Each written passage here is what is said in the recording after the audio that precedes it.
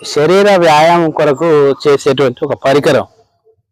So ఇలాగున వ్యాయామం చేయడం వలన ఎక్కువ కాలం ఆరోగ్యంగా ఉంటారు, రోగాలు డిసీజులు రావని చెప్పేసి ఇక మానవ మనుగడ ఈ విధంగా పరిగెత్తుతూ ఉంది. కాబట్టి ఈ యొక్క మానవ దేహానికి వ్యాయామము చేస్తే ఆరోగ్యంగా ఎలా ఉంటారని విశ్వసిస్తారు ప్రజలు. ఆత్మకు కూడా ఒక వ్యాయామం ఉంది.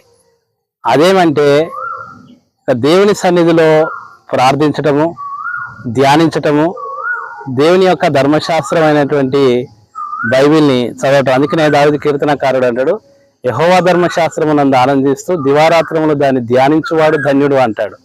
కాబట్టి ఈ యొక్క దేహానికి ఎక్సర్సైజ్ చేస్తే కొన్నాళ్ళ వరకు ఆరోగ్యంగా ఉంటారు, తర్వాత ఎప్పుడో ఒకసారి చనిపోవాల్సిందే.